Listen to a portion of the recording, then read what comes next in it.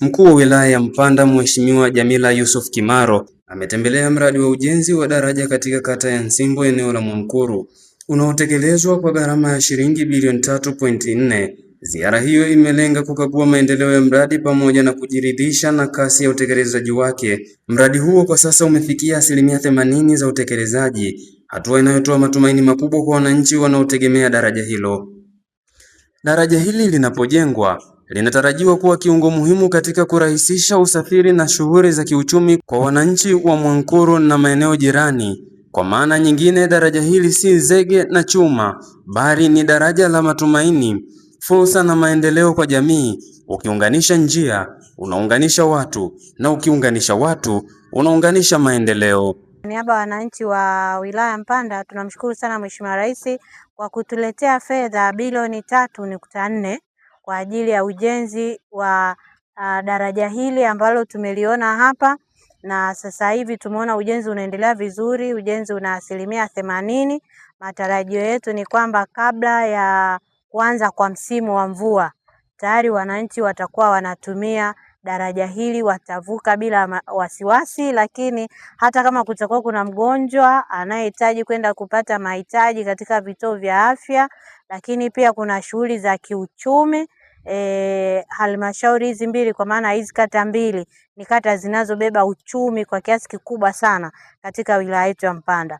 Akizungumza wakati wa ziara hiyo, Mheshimiwa Kimaro amesisitiza umuhimu wa kuhakikisha kazi iliyobaki inakamilishwa kwa wakati na kwa kuzingatia viwango vinavyotakiwa. Hii ni hatua inayodhihirisha msemo usemao haba na haba hujaza kibaba, kwani kutoka hatua za awali hadi kufikia 80%, mradi unaendelea kupiga hatua kubwa kuelekea ukamilishaji wake.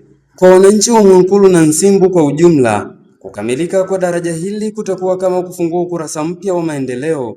Daraja likisimama, uchumi unasonga, barabara ikipitika, fursa zinafunguka. Hatua hii inaendelea kuonyesha dhamira ya serikali ya kuwekeza katika miundombinu inayogusa maisha ya wananchi moja kwa moja, huku ikisisitiza kuwa maendeleo hayaji kwa maneno pekee, bali kwa vitendo vinavyoonekana. Tuna imani utakapoanza msimu wa mvua, maeneo haya yatapitika bila mashaka na bila wasiwasi yoyote. Kwa hiyo tuna kila sababu ya kumshukuru sana Mheshimiwa Rais kwa kuona kilio cha wananchi wa wilaya Mpanda, na hasa wananchi ambao wanaishi huku vijijini kabisa.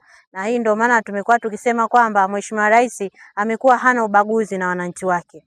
Wananchi wanaoishi kule Dar es Salaam na anayeishi hapa Mpanda, Mwankuru na Itenga, hatuna tofauti yoyote.